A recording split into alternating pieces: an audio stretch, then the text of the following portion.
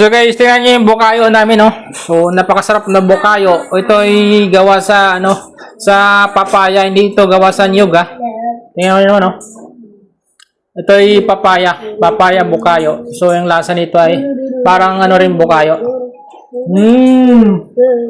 Napakasarap. So kung gusto niyo malaman paano magluto, ito lang yung simple step na pagluto nito. So gagawin natin itong bukayo.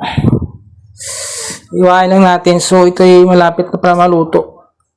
Napakagandang variety ito ng papaya. So, tingnan mo yung papaya natin malaki. Pero kung kahit gaano kaganda yung variety daw ng papaya po, wala ka naman pataba na nilagay. So, hindi talaga kaganda yung papaya. Payurin lang natin itong papaya gamit yung ating raspador. And then, maglalagay tayo ng asin. Tapos, lakumusin lang natin. Tapos, pigaan natin gamit yung malinis na katsa o yung tela, para mapigang-piga natin na maayos. So, piga natin, piga kaya tuyong-tuyo yan.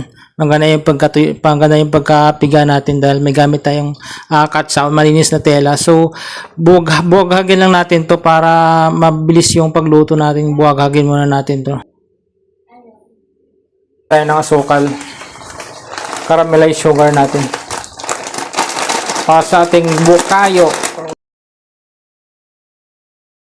So guys, ito na yung atin bukayo na papaya.